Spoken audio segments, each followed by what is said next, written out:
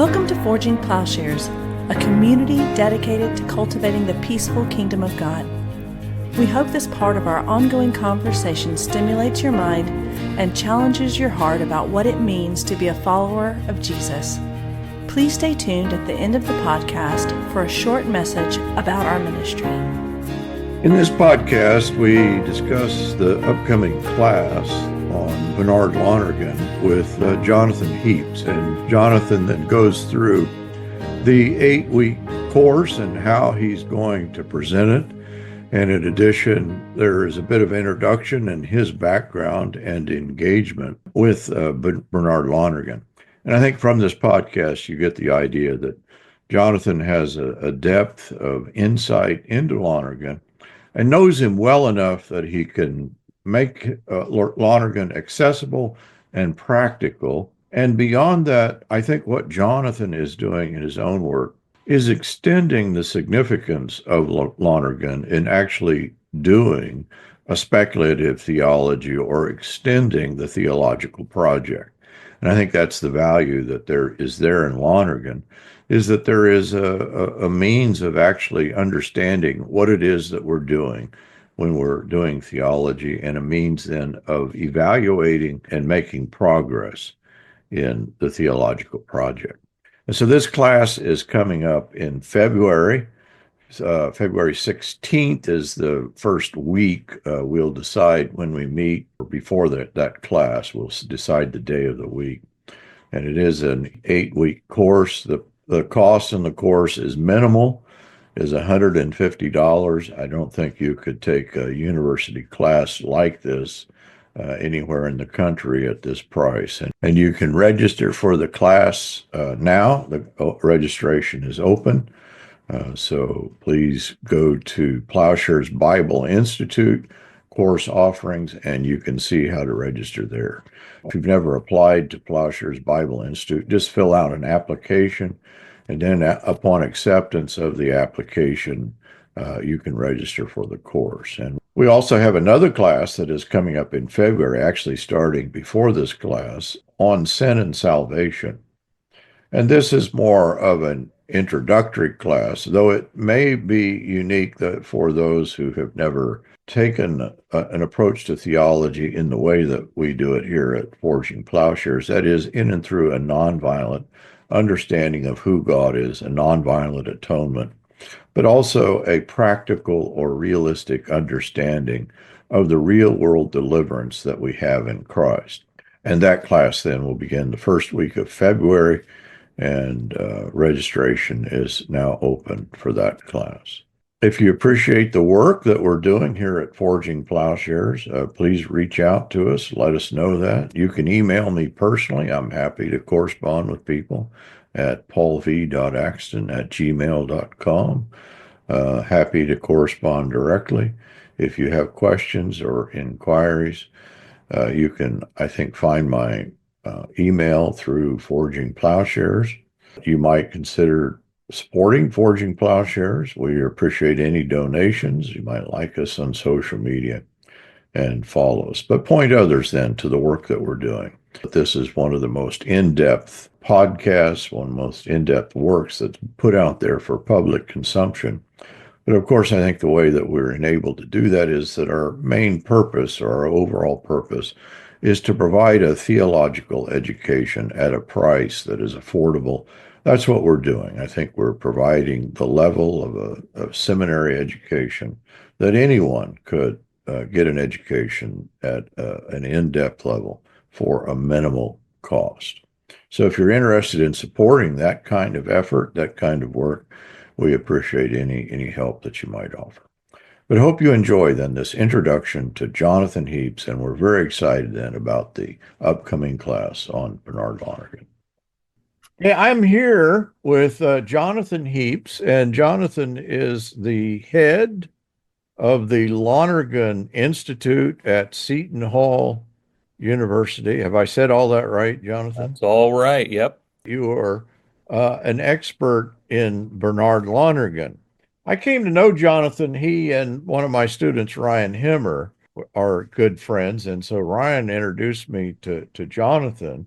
and says, well, here's the guy that can tell you about Bernard Lonergan. And so it's been really good getting to know you. But Jonathan, can you just kind of give us a little personal history about your background?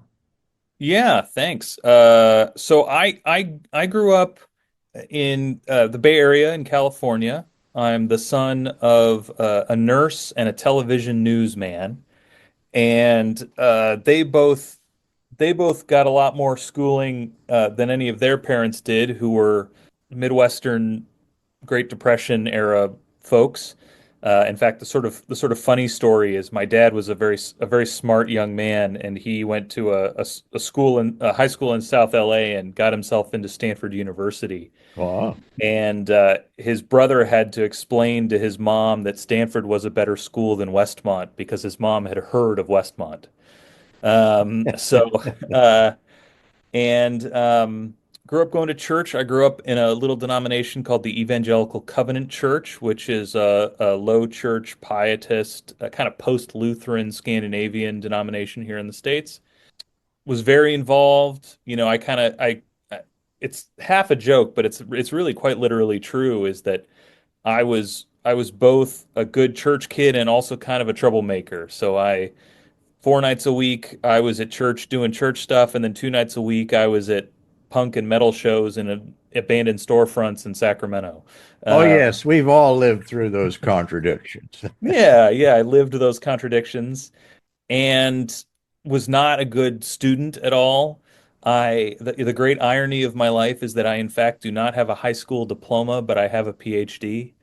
The state of California will let you, if you, there's a test called the California High School Proficiency Exam. And if you are either 16 or in the second semester of your sophomore year that you qualify to take this test, then if you pass it, the state of California says, in effect, good enough. And they give you a certificate that's the equivalent of a diploma, at least within the state. So I puttered around at junior college for a couple years, took a lot of ceramics classes. Somehow I managed to fail a film class, I think mostly because of video games, Yeah. and eked my way into the Evangelical Covenant Church's denominational university, North Park University, on the north side of Chicago, which some pe folks might know because they have a seminary, and the seminary hosts a theology and scripture conference, I think annually or something like that. In any case, and I went there relatively directionless. I declared a communications studies major because it sounded vague. And I had a guy in my dorm. We were staying up late one night talking like you do in the dorm your freshman year. And he said, you might like philosophy. And with characteristic circumspection, the next day I went to the registrar's office and I declared a second major in philosophy. Had I taken any philosophy classes? No. But the next semester, I was in R.J. Snell's ancient philosophy course and fell in love. Mm. I didn't know you could ask these questions. I didn't know that this world existed, but I loved it. I loved the questions and I wanted to live in it. So all of a sudden, I was a good student. In fact, there's a funny story of my dad called me and said, "Hey, I got a letter in the mail saying you made the dean's list. Do you want me to send an email out to family or whatever, letting them know?" And I said, "What's the dean's list?" Because I had never gotten good grades. I didn't know what that stuff was. Yeah. Um, but very much by accident, I became a good student. And so when I finished at North Park, I thought, oh, I just got good at this. I'd like to do some more of it. And so I had bumped into Lonergan through R.J. Snell, who's now at the Witherspoon Institute at Princeton. But he's a Lonergan guy, and he'd put Lonergan under my nose. And so I ended up going and getting a master's at Boston College. I met a beautiful half Mexican girl from Texas while I was there, and we got married. And while she finished law school, I went and got another master's in theology at Boston University this time. And then from there, I went on to Marquette University in theology at this point to work with the Lonergan scholar Robert Doran, who people might know. He wrote a book called Subject and Psyche, where he engaged with Ricoeur and Jung and Lonergan. He wrote a great big book called Theology and the Dialectics of History. And then before his death a couple years ago, he managed to finish a trilogy on the Trinity and history as well, all kind of in within Lonergan's idiom, you might say. So Yeah, yeah. I can't claim to have done a lot with Doran, but I kind of knew him. He had touched upon psychotherapy a bit. He was of course Girardian. That he mhm. maybe I can't remember the how, but it may have been through Ryan that he introduced me to Father Doran. But and so you went on and did a PhD then under Dorn, and there was you had two advisors, is that right? I did. I worked with Danielle Nussberger as well, the Balthazar scholar. It was sort of one of those funny things where the interpersonal dynamics of getting a PhD. I think, Bob knew the Lonergan part, and I think Danielle appreciated the intellectual stakes of what I was doing. And so, sort of through their powers combined, we were able to have a pretty successful go at the thing. Um, or anyway, they passed it when I finished it. So I guess that's what counts, huh? Yeah, that's what counts. And just having people that are nice helps. They were very supportive. We used to joke that Bob practiced the unconditional positive regard school of graduate student advising. I'd send him chapters of my dissertation, and he'd send an email back that says, "This is fine," and then the document would have all my typos corrected and no other comments. It could be such a nightmare. And it sounds like the people at Marquette had pretty good experience at least. Certainly people of my vintage, yeah. I hope things are still like that, but we both had pretty good there's always exceptions, but we had pretty good interactions with faculty. And my cohort when we were there was sort of a no jerks rule. That if you weren't going to be nice, you weren't going to get invited to stuff. So the climate was pretty friendly as well, which I'm grateful for. Yeah, I did my PhD in at Nottingham, Hmm. and they did not have the no jerks rule. Did they not? Hmm. No one had told them about it. Somebody Hadn't made needs its to, way across the pond. yeah. No, my main advisor quite a gentleman and got me through it, and a young guy that helped me Hmm. a lot. But yeah, the politics at Nottingham was treacherous. So. Sorry to hear that. Well, I'm very excited about this class. Partly your approach, I think, is key. But before we get into that, Mhm. can you run down then who is Bernard Lonergan? And I know this is a huge question. What's his significance? No, I mean, but it's a fair question. So Lonergan was a Canadian Jesuit. He, so I feel some affinity to him in this regard that he also started out in philosophy and ended up in theology. He had the complicating factor of having superiors who told him what field he was going to go into. His not very nice, I think, or not nicely meant nickname when he was a kid was the Brain. That he was just one of these intellectually gifted people.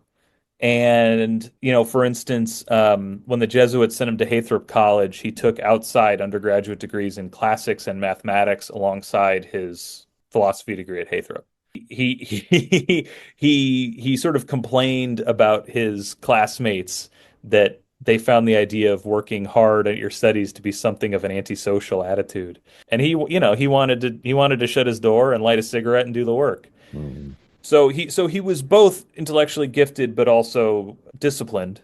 It put him in the somewhat difficult position through the 30s and 40s and then into the 50s in the Jesuits of being someone who had a voracious mind, a high horsepower mind, who wanted to read everything. At a time when the index was still a thing, you had to get permission to take Marx and Kant and other such people out of the library. Maybe a little bit like writing poetry. I think in some ways he both struggled with those constraints, but I think also was probably forced into a certain kinds of creativity by them. So, for example, when he was sent to the Gregorian to go do his doctoral studies, it was, if I don't know if people, know or remember, that we're still in the post Aeterni Patris world, where there's only one theologian really to work on if you're doing systematic theology, and that's Thomas Aquinas. And so it was expected that he would write a dissertation on some question in Thomas. He took up, at his director's suggestion, the question of grace and liberty, grace and freedom. And more specifically, the question of Augustine's little distinction between operative grace and cooperative grace. And he wrote really a heck of a dissertation. But also, this is a guy who, in his formative years, the Great Depression happened.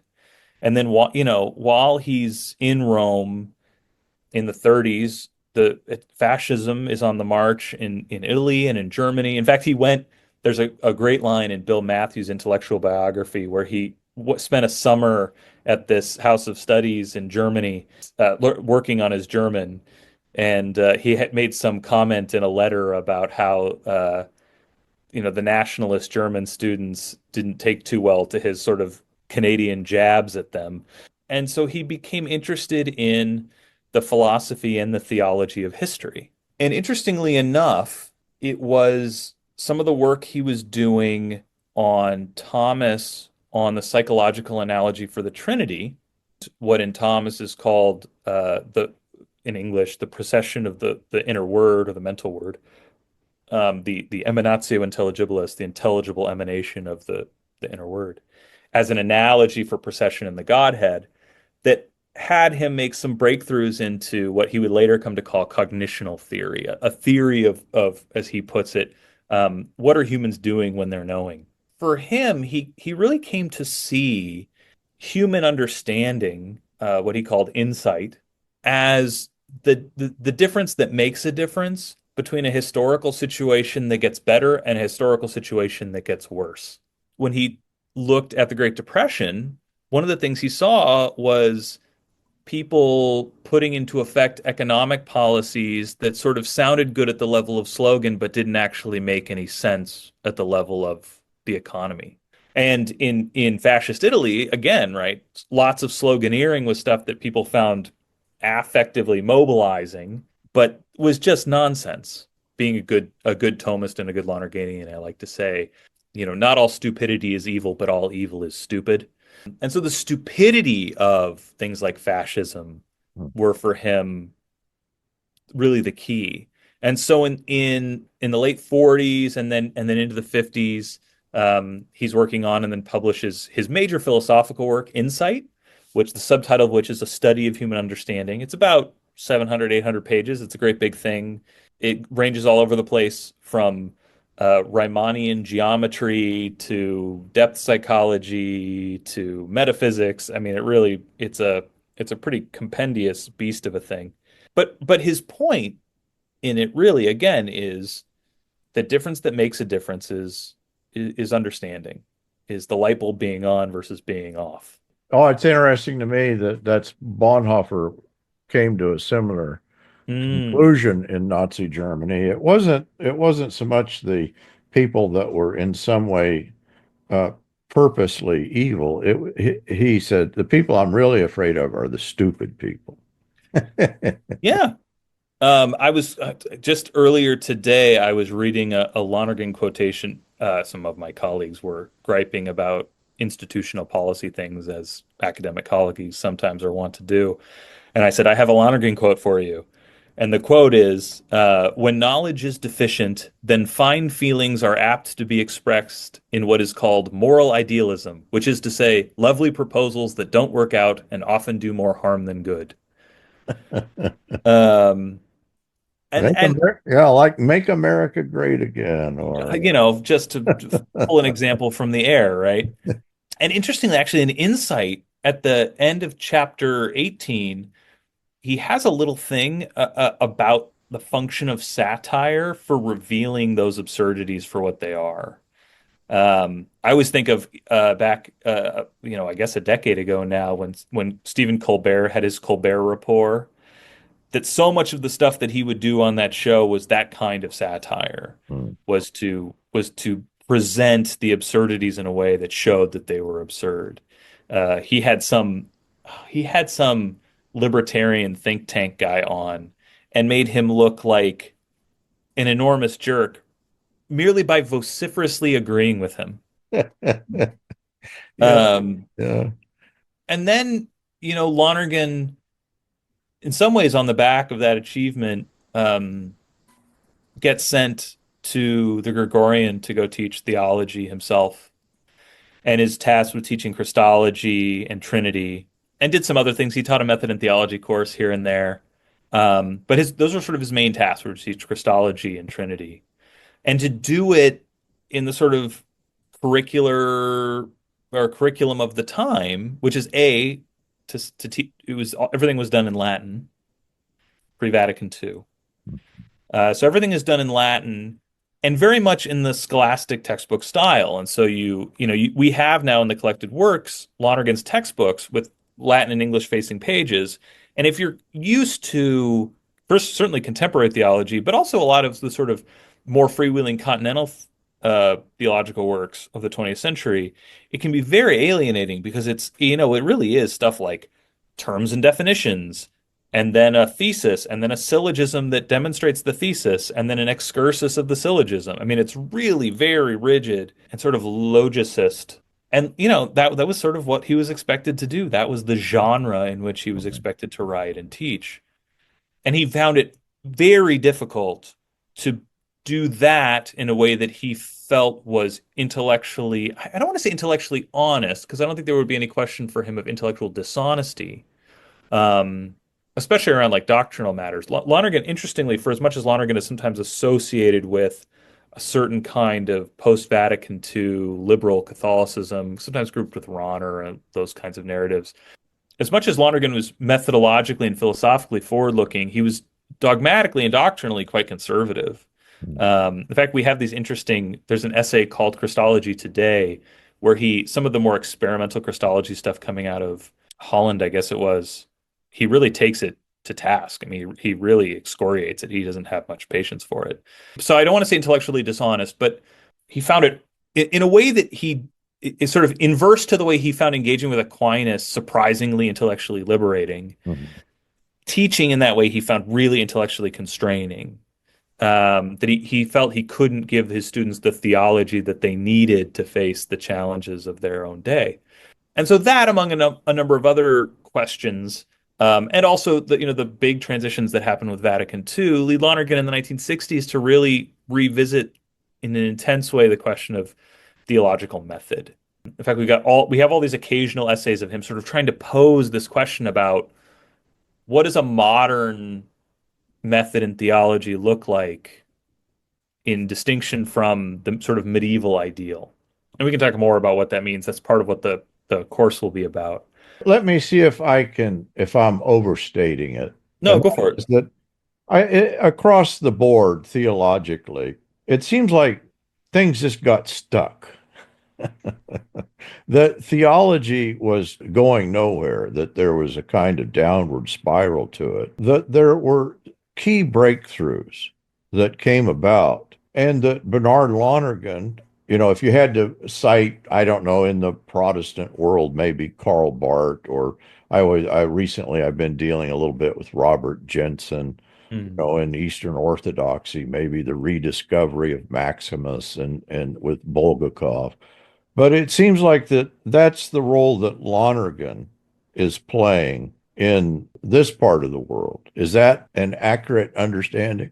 I think Lonergan, okay, you're going to hear from me how much I'm a true believer here. Lonergan is not the most influential person trying to help push that breakthrough, right? There's people like Henri de Lubac.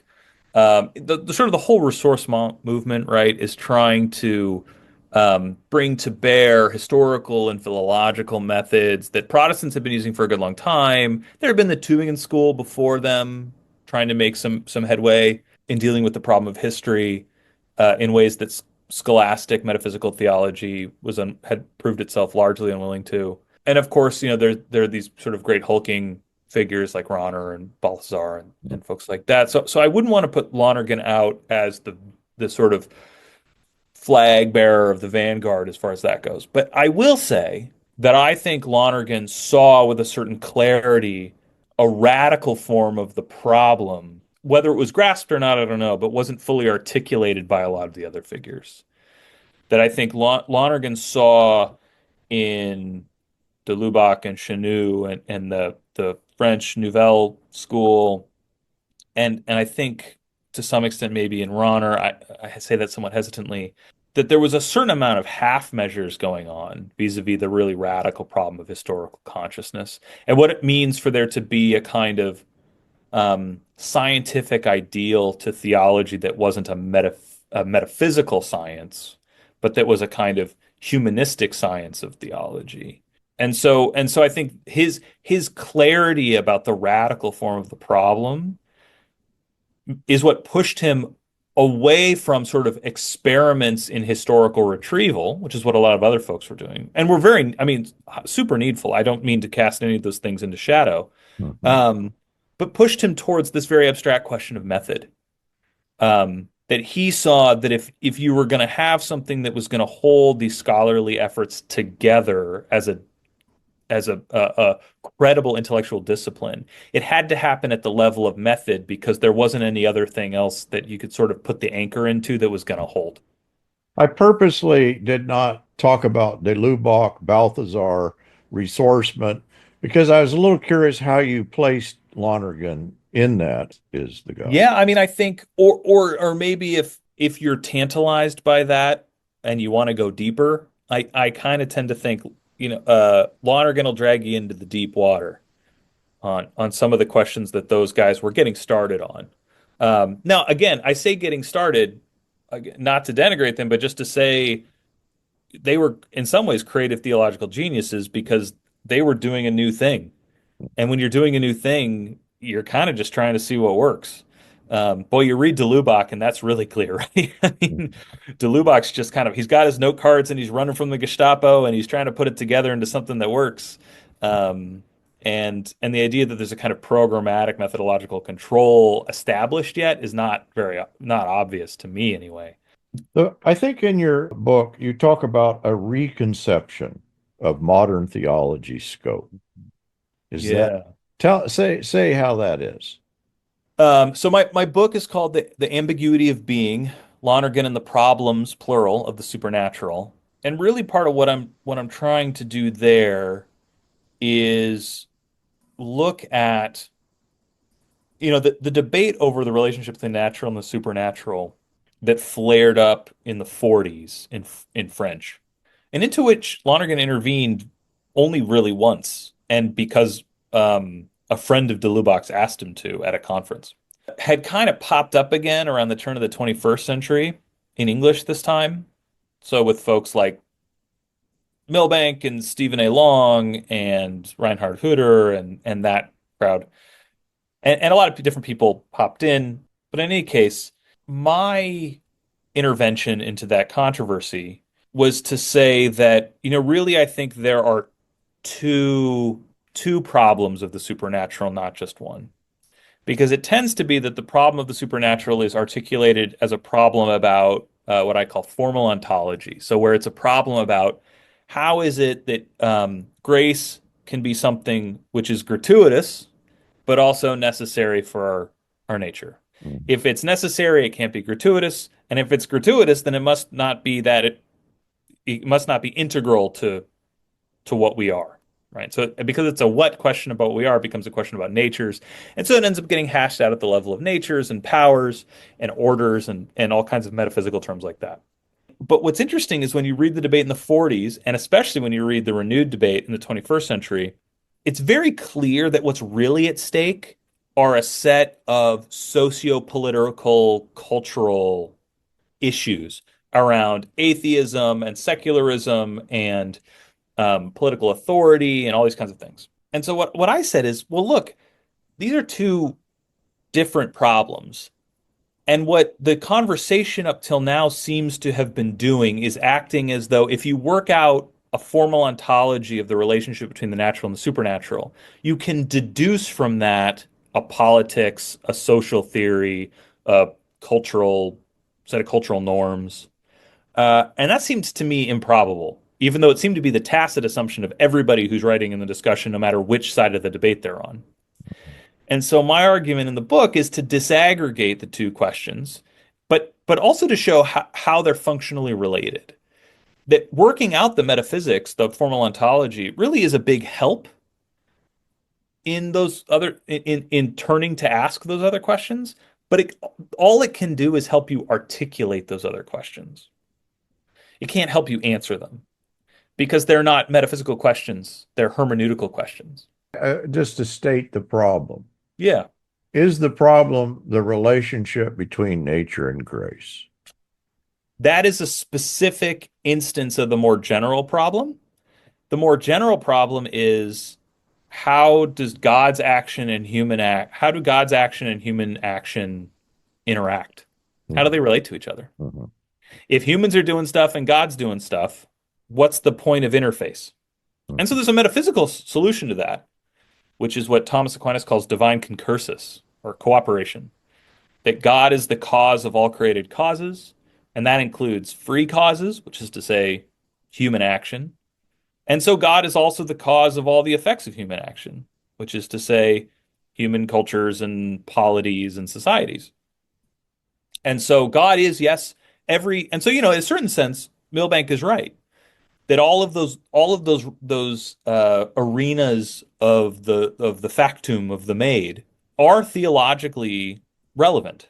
But to work it out only at a metaphysical level is only to say that God is acting in the making of those things.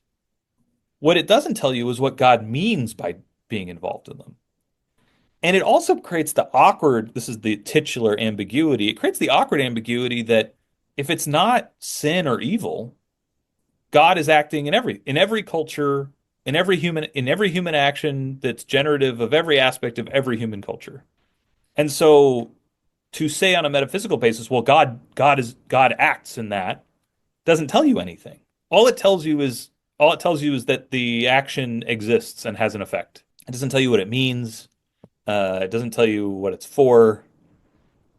And in fact, if you want, you can bracket God from it and investigate it on its own terms. And adding that God caused it to happen doesn't change the conclusion you come to all that much. And so instead, I pitch at the end of the book. In fact, I got a nice email from somebody today saying that this was helping them think about liturgical theology, which I was very gratified to hear. At the end of the book, in the very last chapter, I very, very briefly sketch out what I call a theological hermeneutics of culture. And the basic idea is that there are three sort of Cartesian planes on which any adequate modern theology would need to coordinate its results. And one plane is the vertical axis, which is theories of transcendence or immanence, right? But wherever vertically on that along that axis a theology sits. And then there's a horizontal axis, which is differences of cultural situation. And those can be historical differences, right, between different historical periods, but they can also just be contemporaneous differences of culture at the same time, right? So we can speak of Latin American Christianities and East Asian Christianities and North American Christianities. But there's also a z-axis, and the z-axis is an axis of progress or decline. Are we getting better or worse? And that can pertain to understanding, but it can also pertain to action. It can pertain to morality. Is the situation improving or is it deteriorating? And my argument is that a modern theology really needs to be able to coordinate all three of those axes. And what you see in a lot of contemporary theology is efforts to bracket one or more of the other axes. And so you'll get metaphysical theories of transcendence, which deal with the vertical axis, and but don't deal really with cultural differences at all. They pretend to prescind from cultural, particularity altogether.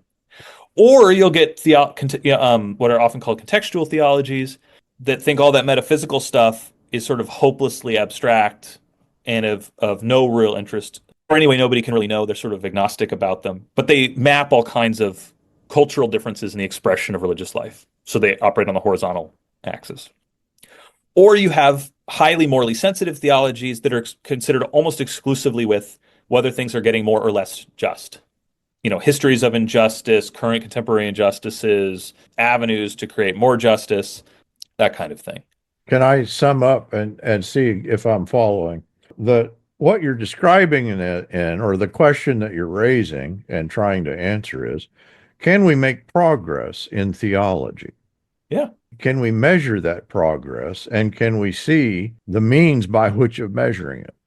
And what would need to be included for that progress to be considered adequate or genuine? And very much my intention was for that to be a little bit dizzying, for readers to be struck with, oh gosh, that doing that would be really hard. Because I think there's a strong temptation to define down the demands of an adequate modern theology so that it seems more practicable, more realistic, quote unquote. And somewhat my intention was to say, no, there's this like really big challenge, the scope of which is quite large, and that we need to face. And then I follow Lonergan saying, and the way to face it is to try to get some clarity about the methods by which we get traction on moving ahead in facing that challenge. So, how not to be a theological idiot? in the etymological sense, right? Um, and maybe some others. Yeah. Kind of as an outsider to Lonergan, that you've described his significance, that he's describing a definitive measure or how we do this thing, and that it is both vertical and horizontal, that there's a realism to it, but it's not captured simply within some sort of pragmatism. Well, yeah, it's right. It is not, to me, one of the most uncanny of Lonergan's claims, and it kind of goes by the way, and people don't seem to notice it, is that Lonergan really claims that there's a lot of people out there who sell a lot of books by griping about the reductionism of modern science. And Lonergan makes the counterpoint to say, no, no, no, modern science has an ideal, the explanation of all data, of everything about everything. And it was medieval classical scientia, medieval metaphysics is the reductive science. You're interested in the universal and the necessary, and anything that's not universal or necessary can take a long walk off a short pier. That's a profound reductionism. Now, it's a pretty powerful reductionism. The great schoolmen of the Christian classical tradition were able to make a lot of hay out of that, but it has explicit limits, right? It's very clear about what its limitations are. So on the one hand, it's not going, doing metaphysics is not going just by itself in the kind of scholastic way is not going to be adequate. Being merely pragmatic in terms of what gets palpable results isn't gonna crack it. In part because that's also a restriction of your intellectual interest, right? I'm only interested in those things that are proximately practical to the striking moral crises that we face. Well, you're leaving a lot of data on the table if that's all you're interested in. And if you bracket out whether or not God really exists and what God is like, I'm not sure if you're doing theology anymore. Right, right. Theos is right there in the name. And so that's sort of the effort is to think about, okay, yeah, what would it mean to make progress in this scholarly field, but in a way that doesn't sort of artificially amplify the progress that is made by defining down the task. To me, this is exciting, that here is a realm in which, okay, we're going to understand the method. We're going to understand here is the realm of the work. Can you lay out then? We're going through an 8-week course. Yes. And I'm particularly excited because I think maybe you're approaching this in a way that even somebody of my incapacities will be able to understand it and appreciate it. Can you kind of lay out then the how you're approaching it? Yeah. In some ways, we are going to retrace Lonergan's footsteps as he comes to realize how radical this question is.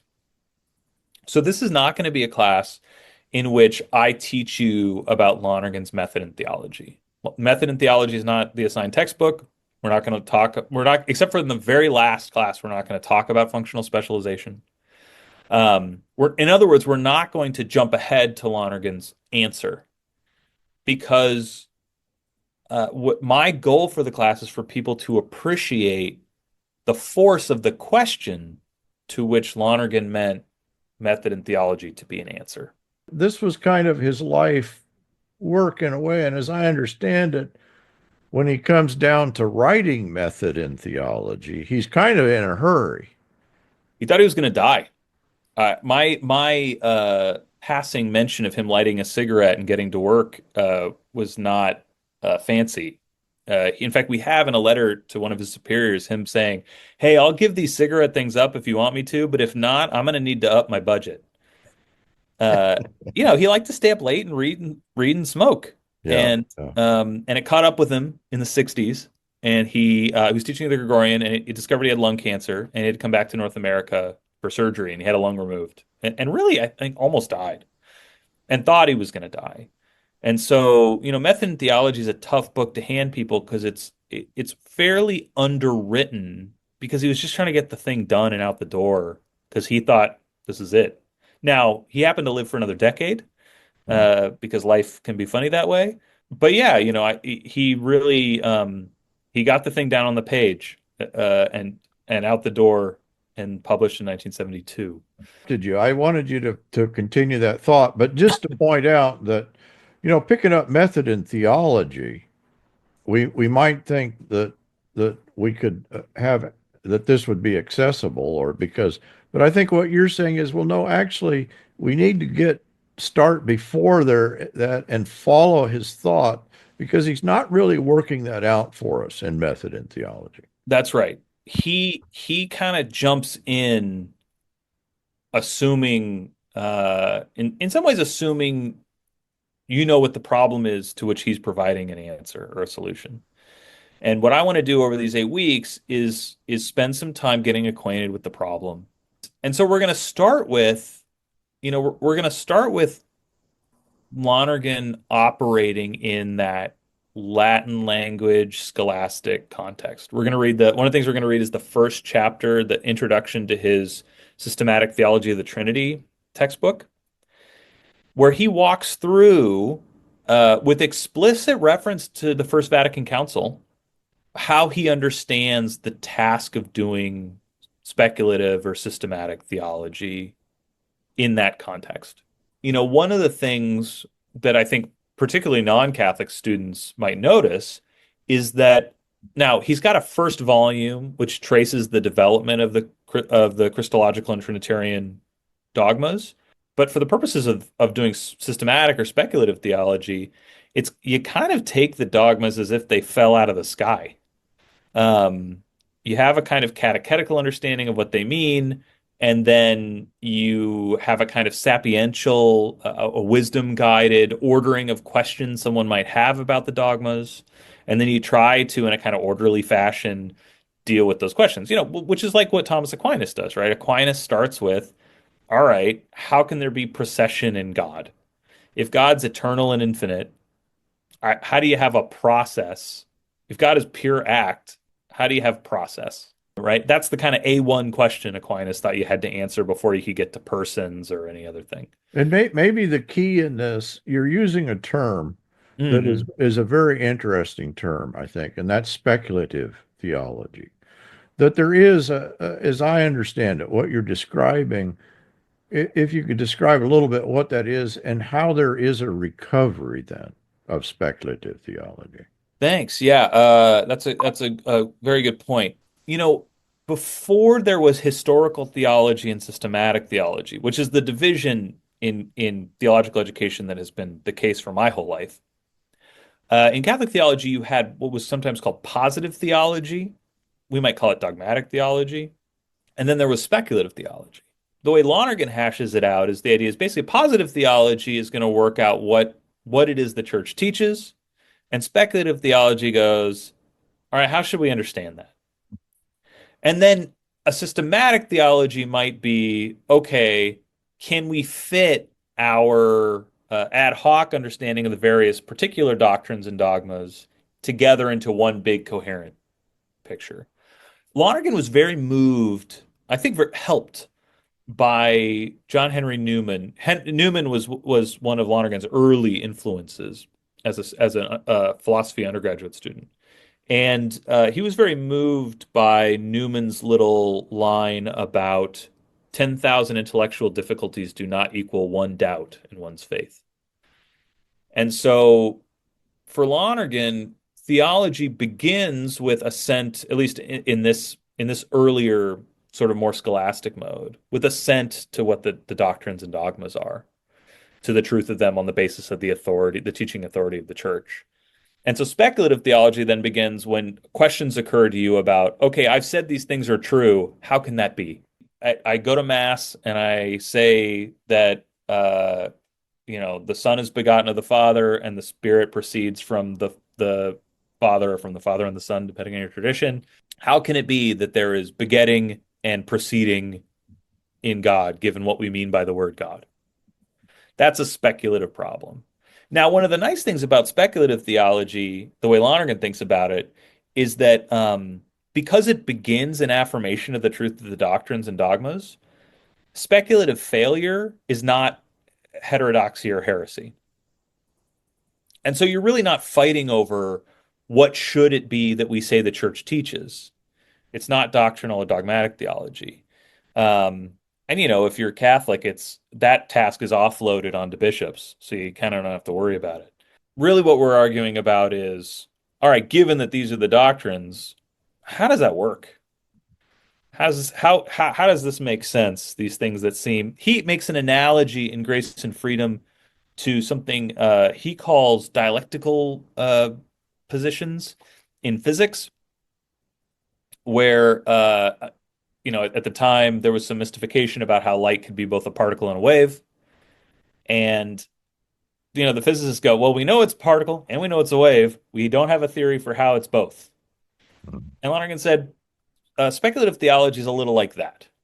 You have these disparate affirmations that you know are true based on the teaching authority of the church. And what you're trying to figure out is, all right, how does this all fit together in a way that makes sense? How do you think? I mean, what it's saying is, how do Yeah, you think? Isn't this the key to behind making progress in theology? right. And at this stage in Lonergan's life, he thinks that progress in theology, at least in this quadrant of theology, is really a matter of isolating the properly mysterious, right? Many a lazy teacher will go, well, it's, theology, it's full of mysteries or paradoxes or whatever, and they'll wave their hands. And Hmm. Lonergan didn't like that. He called it obscurantism. But he did say, like, well, look, the nature of the Godhead in se is because beyond the proportion of human minds, in this life, mysterious. But there's all kinds of stuff because of the economy of salvation in theology that isn't the creator per se, but it pertains to creatures. And we're perfectly proportionate to knowing stuff about God's creatures. Hmm. And so, part of what he thought about how theology proceeded was, all right, you tried to isolate the properly mysterious element, either by identifying the creaturely element in the doctrine, in the teaching, and then figuring out, what that is, right? So if Christ has a human nature and a divine nature, all right, what's human nature? We may not know what the divine nature is, but what are humans? And then also you can make some progress into the mystery in the conjunction of the human and the divine in the economy of salvation by making analogies. So the example I've already brought up, right, is how can there be procession in God? Well, are there any creaturely examples of procession of process where it doesn't go from potency to act, but it goes from act to act? And Aquinas thinks that the procession, the intelligible emanation of the inner word in the human mind is an act from act proceeding. you understand in fact and in act, and a word proceeds from your understanding in act that is also an act. And so that's his analog for how there can be procession in God. And so you get a little bit of you get a little traction on the mystery by making analogies. Though he uses the language of Vatican II to cabin how effective those analogies should be considered. Anyway, I'm going on too long about this, but the point That's is week one. yeah, right. But the point is that this is the still fairly classical version of the problem of method in theology that he's dealing with. It's not yet one that is really facing up to the radical challenge of historical mindedness, of historical consciousness that he'll come to later. And you're going to take us through that. So I keep interrupting you, but in laying out the 8 weeks, so we're going to start with that introduction. Can you give us a bit of a kind of preview then of where we're headed? Yeah, sure. So we're going to look at that introduction to his Trinitarian theology in the first week. And we're going to go back a little bit to his thinking in the 50s about method in Catholic theology. And students will probably notice if they take the class and read that essay that it is very sketchy. It's a kind of series of exhortations of kind of basic attitudes, but it's not a finely tuned machine yet. He's got some very kind of broad notions. They're pretty interesting and they're instructive as far as it goes. I mean, I don't think he was wasting his breath. They're a little loose still here in the 1950s when he's working on this. We'll move from there and we'll look at he's got an essay that actually he wrote two versions of called Origins of Christian Realism, and that's going to look a little bit at how Lonergan thinks about the relationship between theological problems and philosophical development.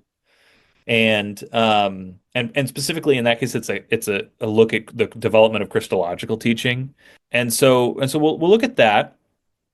But then in week 5, there's a real shift into these essays from the late 1960s, where Lonergan has really gotten a hold of the radical form of the problem. And so there's an essay called Absence of God in Modern Culture that really looks at the way in which the modern ideal of scientific knowledge, whether we mean natural science or the human sciences, the humanities, he still ties the Geisteswissenschaft, the sciences of spirit, if you like, and why their specialization, by which they have become so powerful for investigating the world in its kind of every corner, nevertheless can't generate a theology. Why they bracket God out of their own disciplines methodologically, and sort of tips his hand about, so then what you might need then is a specifically theological method. We're going to look at an essay called Belief, Today's Issue that's from the same year, where he says a little bit more about what it is that methods affect. It's called Belief, Today's Issue, and it really focuses on one of the functions of a method in an intellectual discipline is to boost the credibility of its conclusions, to sort of found the credibility of its conclusions. So believability becomes a really important category. And then a little later he's synthesized some of these ideas together into a slightly longer essay called Dimensions of Meaning, which we'll look at in week 6. In week 7, we're going to take a look at that essay I mentioned before, Christology Today, to kind of look at Lonergan engaging with Christological debates in a post-conciliar context. It's a really interesting essay. And then the conclusion will be, finally, we will look at Lonergan's method in theology itself. We're going to read chapter 1 of Method in Theology. My hope is that having this tour through Lonergan's development on these questions from a few different angles will empower people to show up to Method in Theology with some context and background and orientation, so that even though the book is somewhat terse, they can find their way through it on their own if they want. I came across an interview with you, and the person that emphasizes, and maybe this is a kind of summation and conclusion, but it's just a reference to the scripture that grace enables us to become partakers of the divine nature from Peter. Isn't that kind of what Lonergan is aiding us in realizing? Yeah, I think so. Very much like Lonergan thought that the thing that was most needful for people whose businesses were failing in the Great Depression was a more adequate economic theory that could guide economic policy. I think Lonergan thinks that theology is a kind of second order enterprise, that living the life of one's faith in pursuit of holiness and ultimately through Christ in pursuit of God, that's the primary task and goal. And Lonergan thought that in so many areas of life, and including one's religious faith, there's often in the community a need for some to withdraw from the practical nitty-gritty nuts and bolts day to day of those pursuits to understand adequately. And then in light of that renewed and improved understanding, one can return to day-to-day practical concerns enriched and empowered and more adequate to their demands.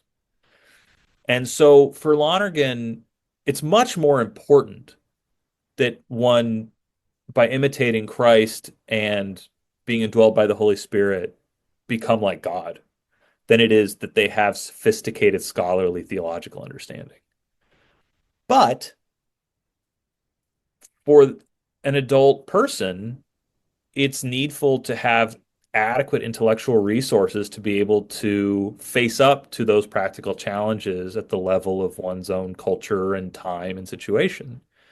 I maybe this will be the last thing I'll say, in defense of this procedure, is I give a kind of thought experiment to my students where I say, I want you to imagine some important area of your life.